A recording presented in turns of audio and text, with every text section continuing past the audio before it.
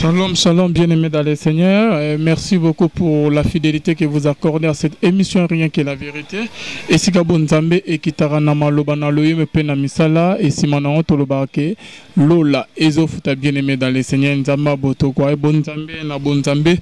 Lola Ezofuta toujours dans le cadre à informer bien-aimés dans le Seigneur. L'émission n'a bien Rien que la vérité qui vous est toujours présentée na Mosai na Tata o ki bose prene makasa Deya Lolo Bon Nzambe et o Kitana Loye Moteme na bien-aimé. Je crois bien que Bolanda qui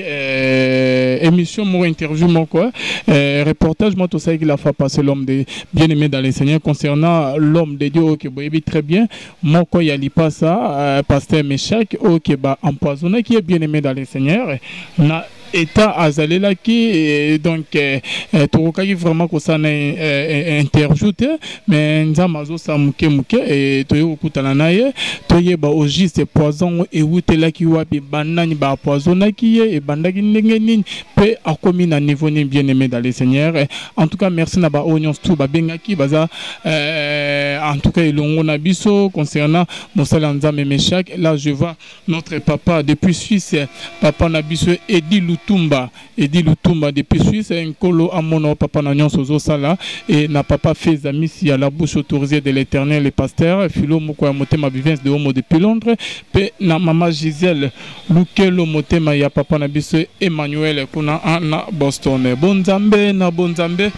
Lola Ezofuta bien-aimé dans les Seigneurs. Avant que tu banana na Mosai pasteur Meshach, tu as na koto na lipasa mususu papa bed oyo nazo besa de jambote. Shalom papa. Shalom papa nanga. Bonne santé. Santé za malam nango nankolo. OK. Toye ko talabino concernant les camo oyo ke salami l'homme de Dieu, bande européen ba bengaki biso concernant de on a biso Meshach. Jusqu'à présent pour découvrir ka ba oyo ba empoisonné qui était. Bon normalement eza que toyebi même pas ba oyo ba empoisonné jumeau nangai. Mais là on a que le baké malgré que biso bato mokito ki koyeba te Nzambe amonaka na nkoko Nzambe nda ayebi bango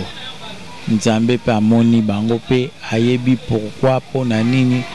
basalaki bongo ma biso toyebi nanu te malgré que moi ba soupçon kokozala ma toza penda na confirmation te poto confirmer que eza songolo toza mpakala songo côté na entourage na bino na église to wapito esika bozala na ofelina na bino comment. Bon toza kana problème moko donc surtout pour na ba batambola ba kombo na biso on toza kana insécurité makasi surtout pour na ba batambola na kombo na biso ya ko ba ke baza ba jumeau ma baza bangote bazo tambola surtout na ba faux non ba kombo na biso na ba adresse complet ba identité complet mambunyo so complet mais eza bisoté et puis problème ezaka au kombo to zakana ngon tout moment ezake bango souci na bango o biso to ebeli ezake souci na bango souhait na bango zake biso to zalate envie. Parce que ce biso tous a envie bango moi ba exercer musa na bango normalement kozalate mais ceux qui biso to profite zate de bango ba ko exercer ngo malamo onga na bike o simba mina loboko na Nzambe mokota za capable ya kobotola yango donc selon ba soupçon de tozoyoka eza ba faux jumeau wana mais toza penda na confirmation te poto ba keza bango na nzela nini matozo yo kakaka ki eza bango. Merci beaucoup papa Bet bando bazo comprendre ezali na bando musu ba benga biso concernant ba jumeau oyo bazo tambola na ba komo ya ba vrai jumeau ba oyo ba wuta na Nzambe malamu OK Nzamba bana ko utiliser bango depuis na âge bana mike bien-aimé dans les Seigneurs ba faux jumeau précisément mingi baza na Angola et mo ba ya quand même mingi baza na Angola OK bazo tambola na kombo bien-aimé dans les Seigneurs beaucoup tena bana ba émission bazo ça ce sont des faux jumeaux ndenge ka ke molimo cupidité la tibango le kosa mbongo baza cupide bien aimé dans le Seigneur koluka mbongo sima ya ba sali na nzambe mosusu tema bango baleka vraiment na ba TV te na ba radio te bango basala sala ba séminaire bazo tamola partout oh biso nde to travailler na musée a indi na bale biso nde ba jimo o ke bo bango yo sango to bango nzamba bango utiliser biso puissamment to koli biso yo baza ba faux jimo bien aimé dans le Seigneur bando bazo na biso to na ngola bola na biso makasi en tout cas so beaucoup tana bango beaucoup pe okanisa bango batika vraiment ko tamola na komo pe ko sala ba dégâts na ba komo ya ba jimo oyo ke ba vrai jimo o ke baza awa na Kinshasa baza ba innocent en tout cas nzama lola alimisa banto za ce qu'on a on a biso mais chaque oyo ke aza empoisonné bien aimé dans le Seigneur to me kosolo na yemoko shalom l'homme de Dieu. Shalom papa. OK l'homme de Dieu to yoka kisango ya poison ba poisonné yo to limito yeba papa na état aux aleli na yebite ndeko aruti kolobake ba soupçon bozo raisonner na ba faux juments. Est-ce que se rappeler tes dernières fois c'est que il y a qui soit qui au melaki mai ou comment nyonso no se rappeler parce que ba utilisera que ba proche na bino parce que ceux qui otiki bo prochaine mais ozonga na ngopeka parce que ba on baza musika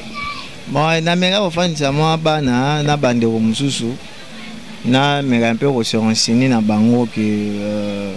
banani ba pesa ba information na biso di banda bon to solarana bana tebi mitima na bango te bon je sais pas ce na ko pesa ba information sur di banda mais ko le ba ko lia so nini en tout cas awa eza ndenge belo ko lia ngata na biloko na mbote na kiti ba façon de belé mais na zo bande la cité sur position je sais pas parce que tout le monde ba qui c'est vraiment belé to ni to ye baba docteur balobini après avoir que bakanyo na poison bango balobini nani pona wana nde to sololaki bon ba docteur ba pesa que ba ko sala mais ezali pena insuffisant tourner au courir na ba ma spécialiste à traiter poison ana ba selenga ba ki écouter ma cher makasi nde intervention à docteur mingi yo ya parce que ba lobi ceux ba tielio ceux ba kango na poison ko longwa mais le baby sara e bomara mingi ezali ba biloko poser baby sana ngata nzoto donc il faut nde koloka moyen kolonga la biloko baby sana nzoto na ça examen ba rein ya makila ya ba poumon foie na ça examen non sona poison na zo ba kisa makasi côté biso vraiment cher makasi mais ça va par la grâce de Dieu loko ndé tikali ndé ba docteur ba insister que il faut ba ça une opération ça on doit insister ba sur la ngalibumu bon réalité ba bisinga te mais ba bika bongo de peur que bang ça menga na bikenza bana bomo nazo bang lo te na bikenza bana bomo faut ba ça l'opération ba sukola libumu menga no ndi mo te nazo boyong ko zo ndinga mo ça se mona la nazo na ba papier mo ezali ya radio échographie papier on ezala que ne tomba na sur traitement na hôpital ba bisinga ba bi il faut akindira salanga nani le rôle a reçu kolongola poison il faut ce qu'on va laver libumwana ce que peut-être dans la armée d'Isali je sais pas si on a autant à combo problème de armée d'Isali peut-être dans un traitement ndé ba bisinga ba tindinga ina kende na peut-être mona matete pour ba on est ba spécialiste au ça ba traitement wana pour na laver libumu mais nzamba na bombo na sala te namoni papa na maluba ko bakisa lui bon na okiko na mo se nzamba oti ko loba na okiko za pana mingi ko loba te ponga na okiko lobeza ke biso to ko ta to lande monene ya nzambe parce que ce to landi na ba kisi na ba minga ngande to ko za na ndeko boite bible lobi La Bible lobby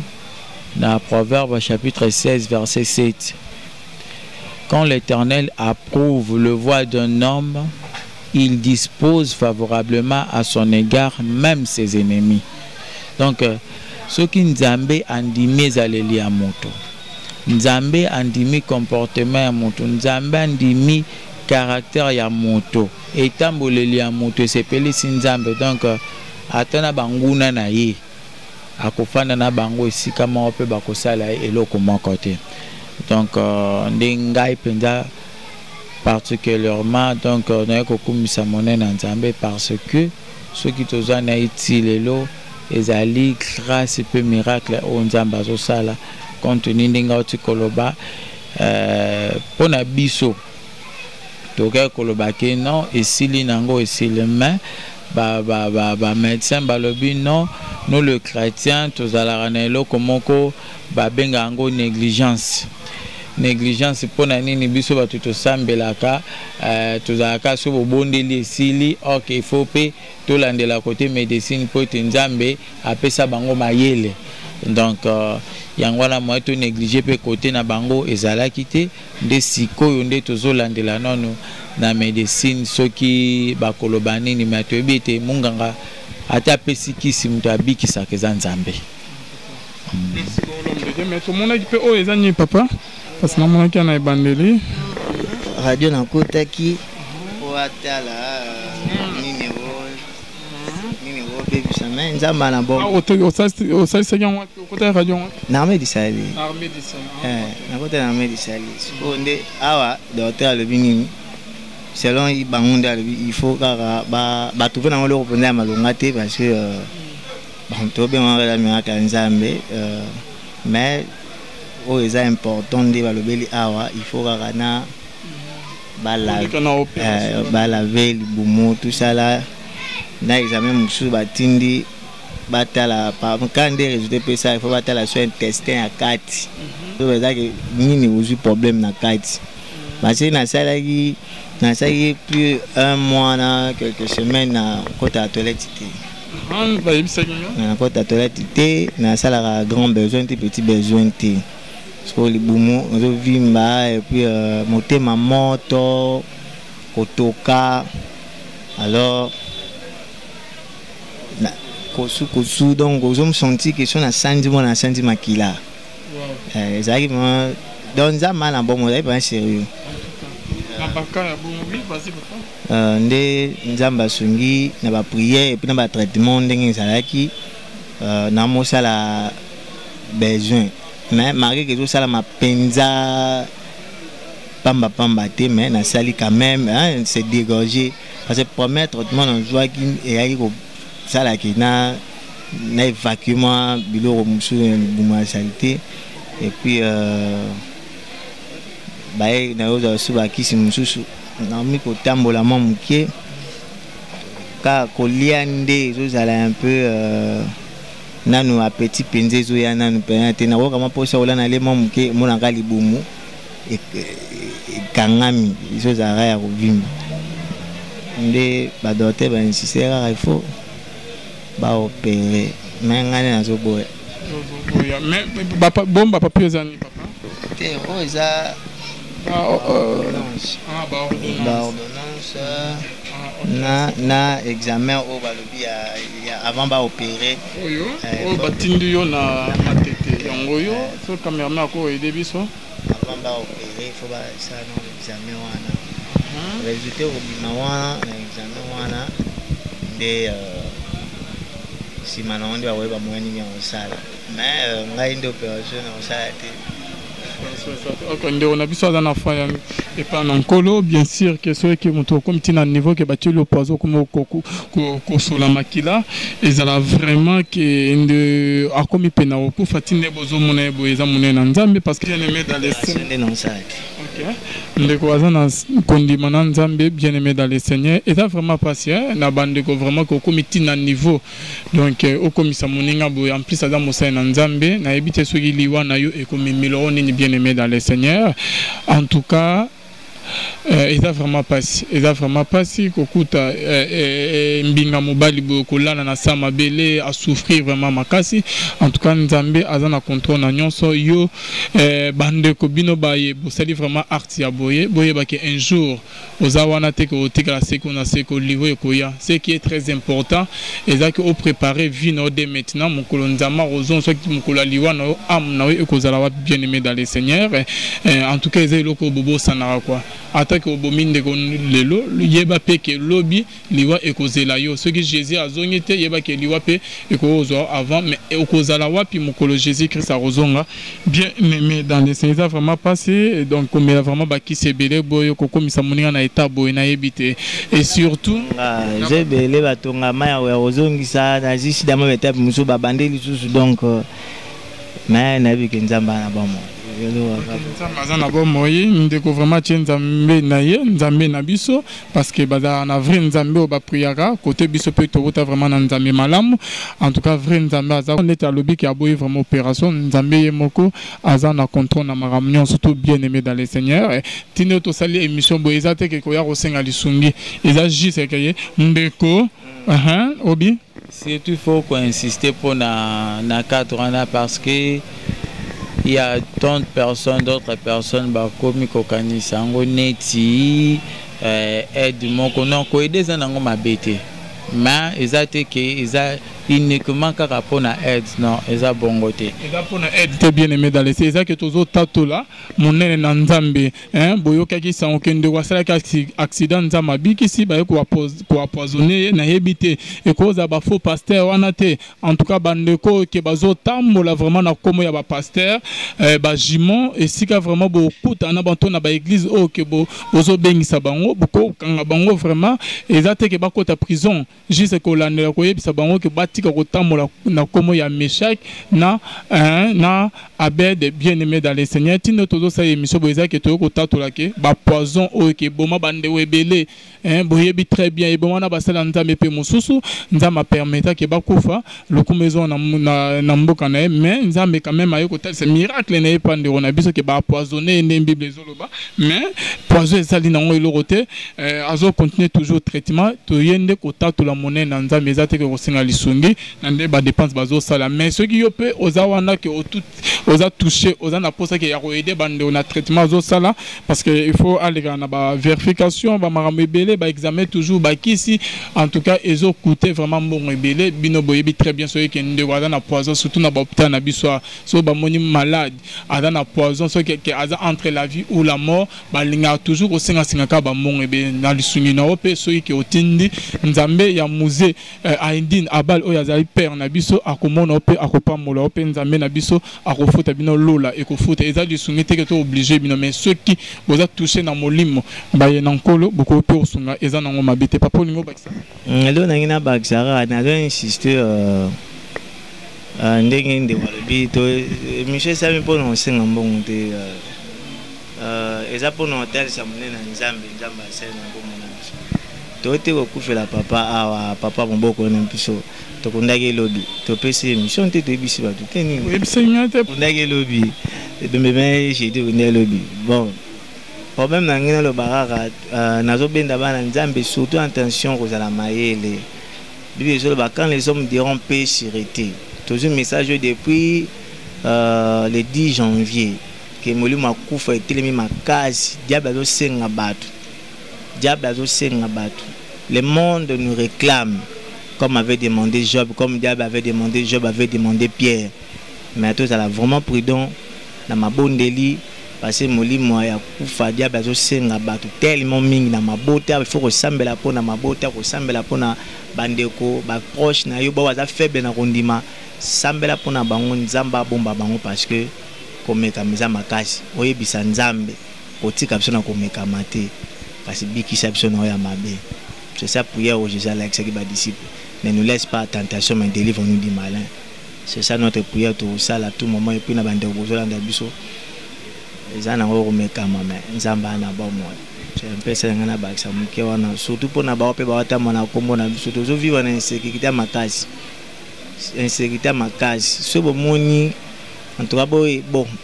voilà monter malama ko sunga biso na part wana ya ko dénoncer bango et ça un peu bien parce que souci na bango zaki to limwa to kufa comme ça bango bazo aller devant